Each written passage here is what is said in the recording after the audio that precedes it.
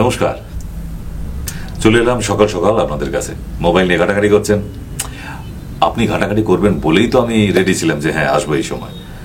আর এই সময় আপনি শুধু তাই নয়, আপনি যখনই মোবাইল নিয়ে ঘাটাঘাটি করবেন আমি একবার করে আপনাকে দেখে যাব, তাতে অসুবিধে নেই। মোবাইলটা মানুষের প্রয়োজনের জন্য, শুধুমাত্র এন্টারটেইন করার জন্য না। আর এই মোবাইল নিয়ে আপনিও দেখুন সারাদিনে কত খবর, কত কিছু পেয়ে যান। আজকেও আপনার জন্য একটা নতুন খবর এনেছি। আচ্ছা, আপনার কি মাঝে মধ্যে টেনশন হয়, ডিপ্রেশন হয়, মানসিক অবসাদে ভুগছেন? এগুলো হয় যদি আপনার মনে হয় যে না, কারোর সাথে আমার দেখা করতে ইচ্ছা করছে না, আমার কিচ্ছু ভাল লাগছে না, খালি মোবাইল দেখছি আমি, মোবাইলটাও ভাল লাগছে না, পাশে রেখে দিলেন, মানে আপনি মানসিক অবসাদে ভুগছেন। আপনি হয়তো নতুন প্রেমে পড়েছিলেন, একদম ডগমগ, ঝিরি ঝিরি বৃষ্টিতে হাত ধরে ঘুরেছেন কত বাগানে, গার্ডেনে, পার্কে, আর ছোট্ট ছোট স্মৃতি তৈরি করেছিলেন আপনাদের দুজনের। হঠাৎ একদিন দেখলেন আপনাদের এই মারাত্মক প্রেমের জোয়ারে বন্যা হয়ে সব একজনকে আরেকজনকে আলাদা করে দিয়ে চলে গেল। মুখ দেখা দেখে নেই, কথা বলা নেই, ভয়ে SMS করতে পারছেন না, কি রিপ্লাই আসবে, ভয়ে তার বাড়িতে যেতে পারছেন না। কেন? তার বাড়িতে ভালো করে পরিচিতি নেই। এতে কি হবে? ডিপ্রেশন। আপনি যে জায়গায় ছিলেন সেখান থেকে আস্তে আস্তে আস্তে দেখবেন আপনার মনের এবং শরীরের ডিমোশন হচ্ছে। আপনি যে ভেলোসিটি নিয়ে নিজের কাজ করতেন উদ্দাম গতিতে, সেটা আস্তে আস্তে আপনার শেষ হয়ে যাচ্ছে। আপনি নিজের বাড়িতে ভাই বোন, মা বাবা কারোর সঙ্গে মন খুলে কথা বলতে পারছেন না। যদি পারতেন, মনে হয় বুক ফাটা আর্তনাদ চিৎকার করে যদি একটু কাঁদতে পারতেন, তাহলে বোধহয় একটু হালকা হতে পারতেন। আপনি সেটাও পাচ্ছেন না, শুধু গুমরাচ্ছেন। এটা কি বলা হয়? মানসিক অবসাদ। আমি ছোট্ট উদাহরণ দিলাম। এইরকম মানসিক অবসাদে হাজার মানুষ ভুগছেন, লক্ষ মানুষ ভুগছেন। অফিসে চাকরি করতেন বা করছেন, কলিগদের সাথে ভালো করে বনিবনা হচ্ছে না, বস এদিকে বলছে চাকরি থাকবে কি থাকবে না। হঠাৎ একদিন দেখলেন বস ডেকে আপনাকে বলে দিল এই মাসের মাইনেটা রাখুন, আপনাকে কাল থেকে আসতে হবে না। বাস। খোশ মেজাজে সরকারি চাকরি করছিলেন, হঠাৎ একদিন সুপ্রিম কোর্টের রায় বেরোলো যে আপনার চাকরিটা নেই। যে চাকরিটা দেখে আপনার শ্বশুর মশাই কিন্তু 25 লাখ টাকা পণ দিয়েছিল, তার সঙ্গে তার সুন্দরী মেয়েটিকে দিয়েছিল, আর এক রাশ স্বপ্ন নিয়ে আপনার সাথে পাঠিয়েছিল। হঠাৎ এমনই একটা আকস্মিক ঝড়ের মতো আসা এই দুঃসংবাদে আজকের অবস্থা কি? মুখ দেখাতে পারবেন নিজের শ্বশুরমশাইয়ের কাছে গিয়ে? বাদ দিন, নয় শ্বশুরবাড়ি আর গেলেন না। যাকে হাত ধরে নিয়ে এসেছেন শ্বশুরবাড়ি থেকে, আপনার স্ত্রী, মাথা তুলে দাঁড়াতে পারছেন তার কাছে? ঠিক এই সময় কোন ঘটনা ঘটছে? মানসিক অবসাদ। ঠিক এই ধরনের মানসিক অবসাদগুলি যখন ঘটে, তাদেরকে নিয়ে যাওয়া হয় কোন জায়গায়? সেই ডক্টরগুলির নাম কি? সাইকিয়াট্রিস্ট। ভারী মজার ব্যাপার, আমি দেখেছি যে এই সাইকিয়াট্রিস্টরা কি মেডিসিন দেয়। গতকালকে এসেছিল আমার চেম্বারে এক পেশেন্ট। তাকে জিজ্ঞেস করলাম, আমাকে নিজে থেকেই যেচে বললো, স্যার আমি কিন্তু সাইকিয়াট্রিস্টের মেডিসিন খাই। আমি মুখের দিকে তাকালাম, এনেকে তো কোনো দিক থেকে অ্যাঙ্গেল থেকে মনে হচ্ছে না এটা পাগল। তাহলে আপনি ওষুধ খান কেন? ওষুধ খান জিজ্ঞেস করলাম। উনি অনেকক্ষণ ভেবে বললেন, আমি তো জানি না। আরে সর্বনাশ, এ তো বিরাট পাগল। যে নিজেই জানে না সে কেন ওষুধ খাচ্ছে, আর বাড়ির লোক কেন তাকে সাইকিয়াট্রিস্টের কাছে নিয়ে গেছিল। কিন্তু সব ঠিক ছিল গল্পটা।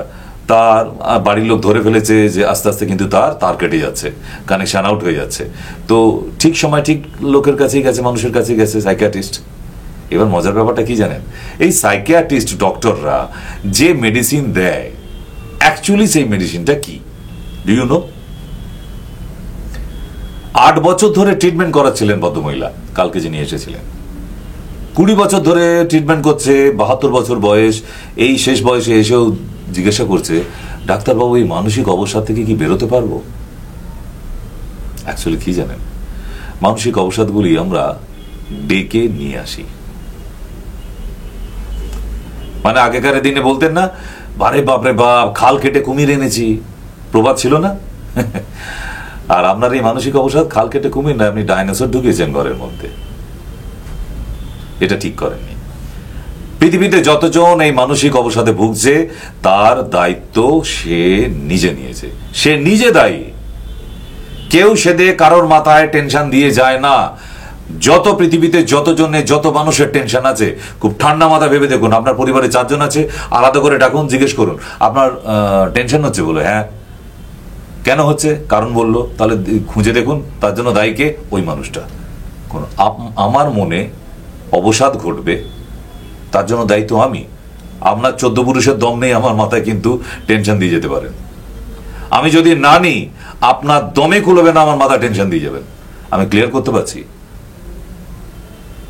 Because once upon a time I was also psychology student from California. I know the point. এই যে মেডিসিন গুলো দেয়া হয়, সাইকিয়াট্রিস্টরা দেন, এগুলো সব ঘুরিয়ে ফিরিয়ে বিভিন্ন নামে বিভিন্ন ভ্যারাইটিস পাওয়ারের ঘুমের ওষুধ। কোথাও যদি এক বিন্দু ভুল থাকে, নিচে কমেন্ট বক্স আছে, লিখবেন। আমি আপনার সঙ্গে সামনাসামনি সরাসরি বলতে পারি যদি আপনার কাছে আদার্স কোনো লজিক থাকে।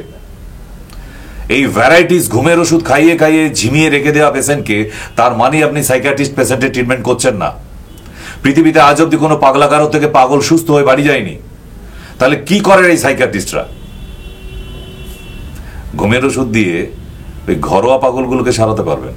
যে পাগলাকারোতে আছে, একটাকে সারিয়ে দেখান। আমি খুব বাস্তববাদী।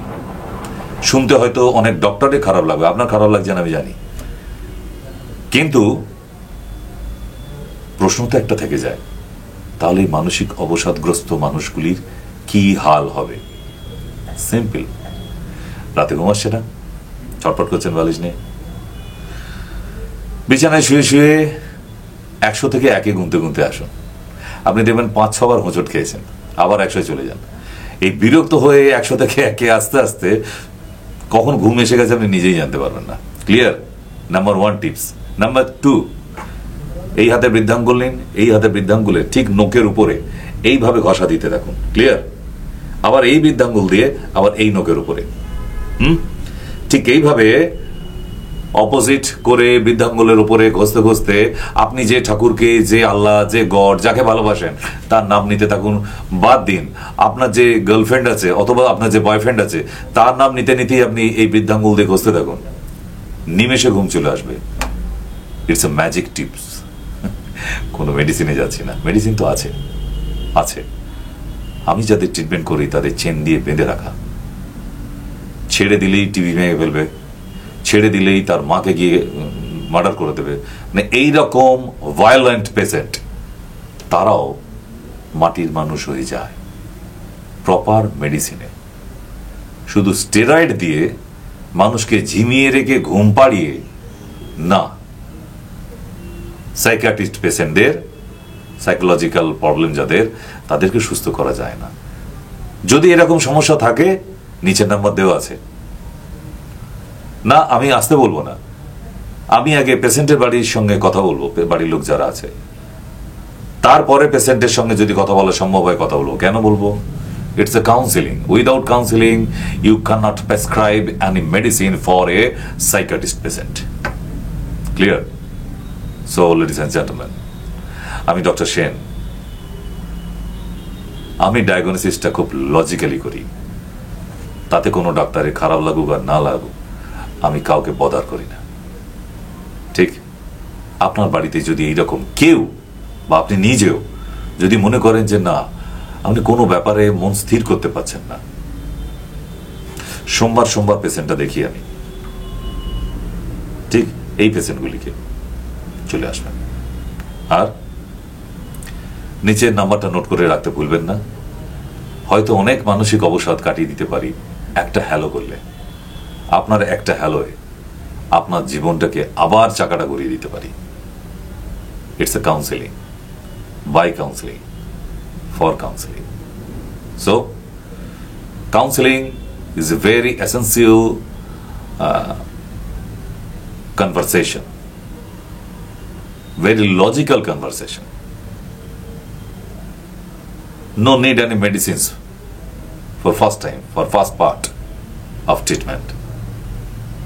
So gentlemen, please note down the number